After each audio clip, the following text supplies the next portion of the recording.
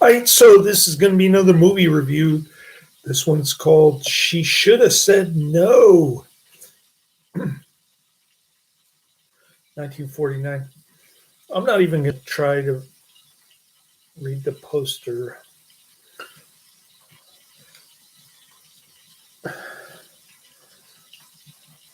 But it is a cool looking poster. I just like this movie. I'm giving it 2 out of 5 stars. She Should Have Said No, also known as Wild Weed, The Devil's Weed, Marijuana, The Devil's Weed, and the story of Lyle Leeds and her expose of the marijuana racket. Marijuana?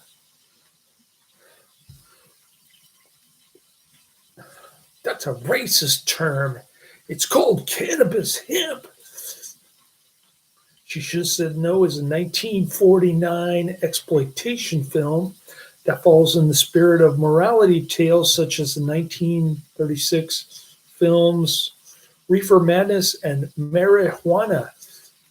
This is a ripoff on Reefer Madness, directed by Sam Newfield. We all know Sam Newfield using the pseudonym Sherman Scott and starring Lila Leeds. It was originally produced to capitalize on the arrest of Leeds and Robert Mitchum on the charge of marijuana conspiracy. Well, Mitchum got his charges overturned. He said it was all a setup. The film was issued under many titles. It struggled to find a distributor until film presenter Kroger Babb picked up the rights, reissuing it as the story of Lila Leeds and her expose of the marijuana racket. Its relative success came only after the promotional posters were redone and a story fabricated that the film was being presented in conjunction with the United States Treasury.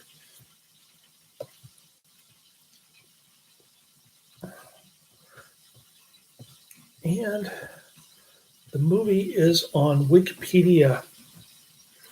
All 1 hour, 9 minutes, and 8 seconds. It says 70 minutes running time. But then the movie right next to it is 52 minutes short. Release date 1949, distributed by Hygienic Productions, Modern Film Distributors.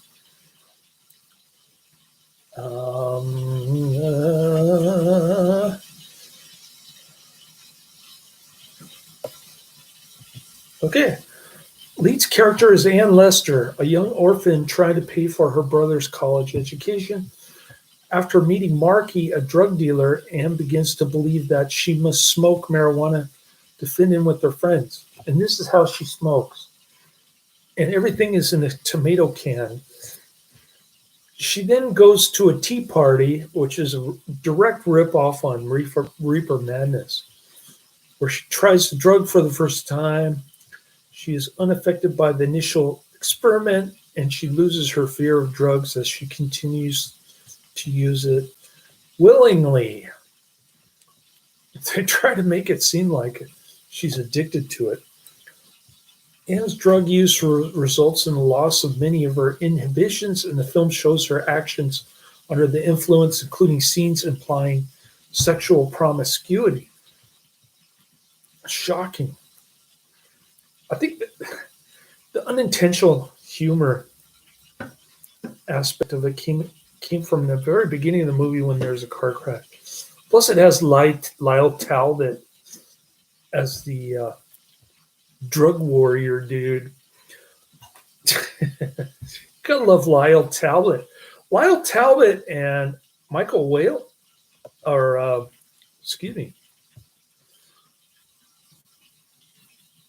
yeah, Lyle Talbot and Michael Whalen, excuse me, were both in the Batman and Robin serial 1 year later, or the same year. What am I talking about? Batman and Robin came out the same year. Lyle Talbot and Michael Whalen were in this movie and Batman and Robin, which both came out the same year.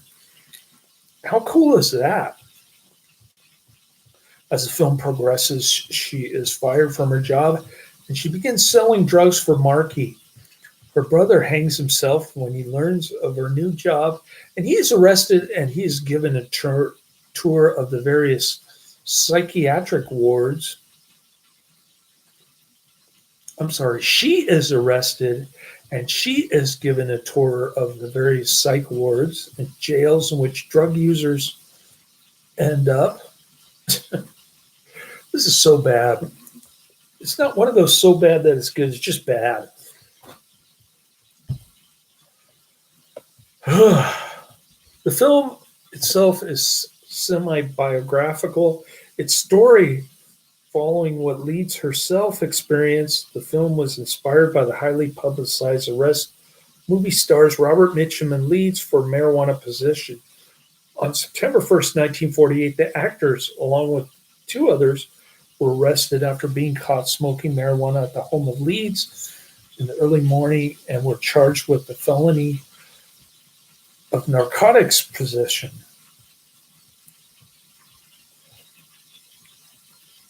Okay, here's another movie poster. It says, "How bad can a good girl get?" She should have said no, but she didn't. Stay up or stay dumb, whatever that means. Upon her release,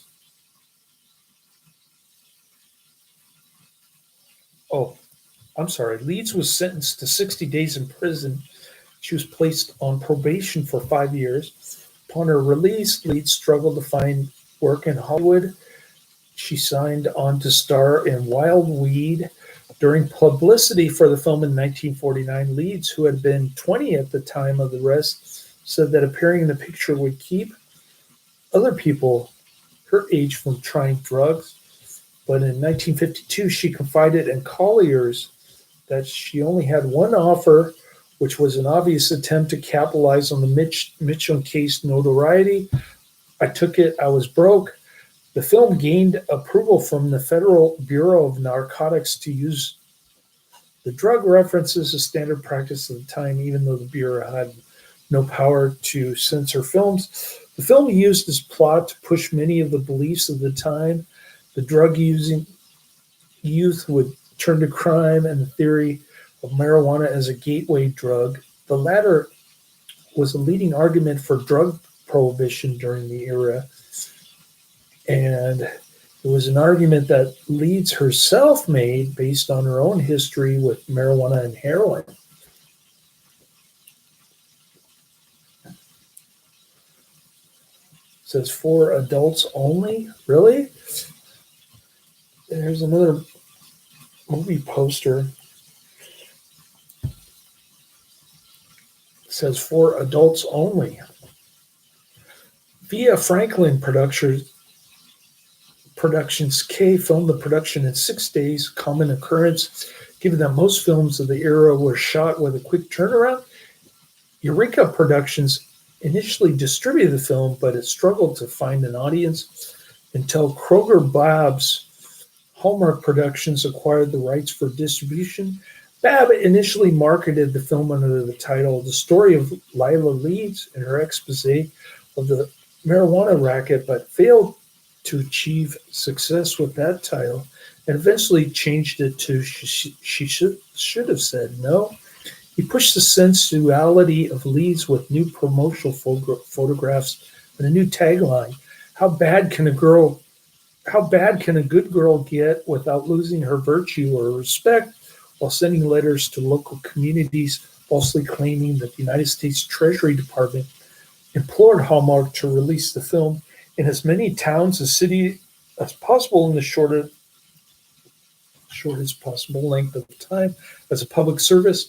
The Square Up misleadingly stated that the producers wished to publicly acknowledge the splendid cooperation of the nation's narcotic experts and government departments who aided in various ways the success of this production.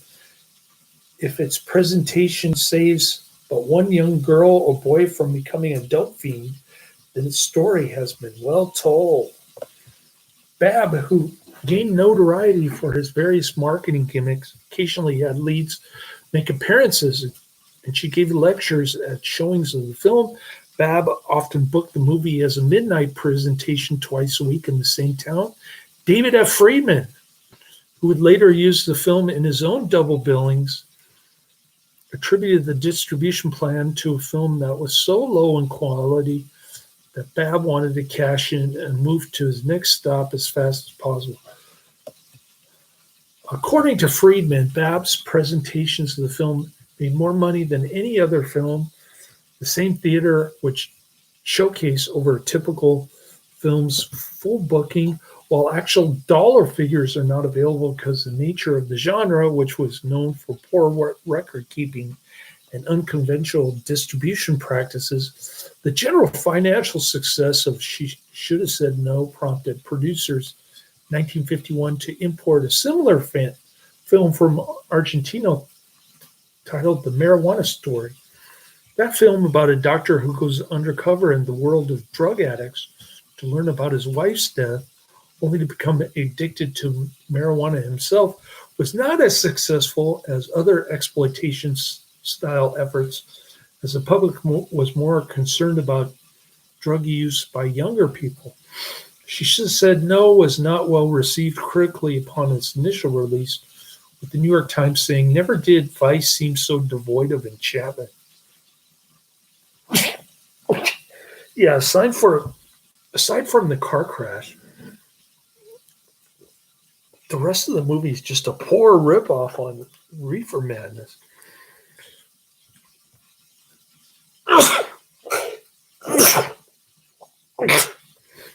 And like Lyle Talbot, of course, isn't it? We love Lyle Talbot. We love Lyle Talbot on this channel. He was in Ed Wood movie or two. Production and distribution of drug films slowed considerably following the film's run until Frank Sinatra's The Man with the Golden Arm. Now that's a great movie. The Man with the Golden Arm forced changes to the production code, which was a studio-based system which regulated various aspects of objectionable content in film. Yeah, they censored films. The film achieved some attention due to its B-movie status over the years, being featured in a number of film compilations, while continuing to focus on the salacious material as a selling point. In 1993, a VHS version was released as part of David Friedman's Roadshow Rarities, the 29th volume in the Something Weird video series. We like Something Weird video on this channel. Alpha Video Distributors released the film on DVD in 2006. We like Alpha Video on this channel. It's public domain. There's a free version of it on Cult Cinema Classics, and I say skip it. Don't even bother with this. Show you what I got today. Netflix. Here's another Buddy Man recommendation. The Punisher. There he is. The Punisher. I'll tell you what's coming down the pike next week.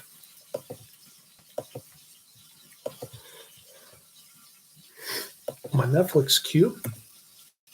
And then I'll go down my list. And then I'll eat some chicken that's cooking. Can you hear it? Can you hear the chicken sizzle back there? So the owners finally left. The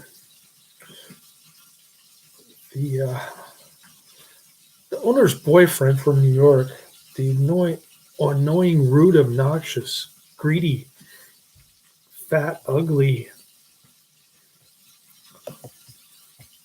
Words cannot describe stupid. This guy calls me on my phone while I'm trying to sleep. I don't know how he gets my phone number. And then I tell him to buzz off. I'm busy. And then I blocked his number. And then I come home to get my crock pot cookbook so I can get some beef stew ingredients at Safeway. And he says, Ben, I want to get the phone number of your lawyer. I want to talk to your lawyer. Just Google up Just Cause, the words Just Cause, and you will find the phone number. And I gave it to the nicer owner's husband. I gave him the website and the phone number. These people are so dumb. They said they had a lawyer, and I was just wasting my money, but I wasn't spending any money on this tenants' rights organization. These people don't even know what they're talking about. And if they have a lawyer, then why do they want to talk to my lawyer? It doesn't make sense. None of this makes sense. These people are just so ridiculous. But, and they tried to lock the door upstairs so that I couldn't bake pizza for my son. Just so stupid. It's ridiculous.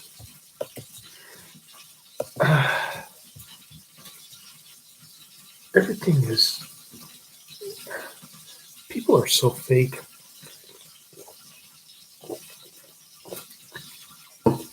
Excuse me while I take a sip of soda.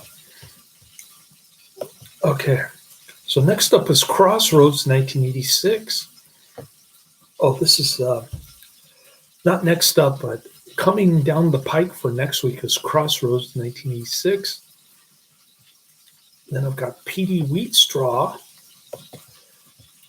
and The Crow, which I think is another Karate Man recommendation. P.D. Wheatstraw is 1978, and The Crow is 1994. Now let me go down my list.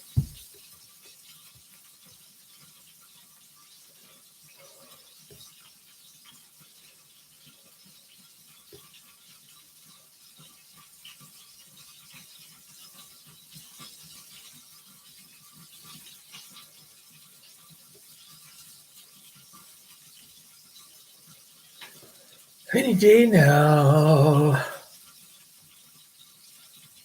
All right, I'm almost there.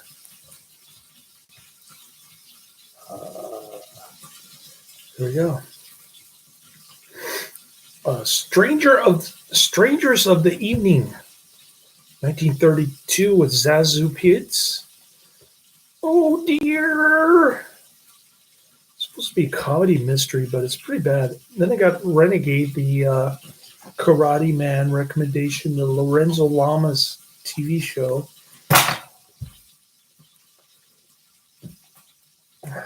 Devil's Partner, 1961. Full-length horror movie. I'm looking forward to that one. Fist of Glory, 1991. Another Karate Man recommendation. Then I've got Night of Horror, 1981.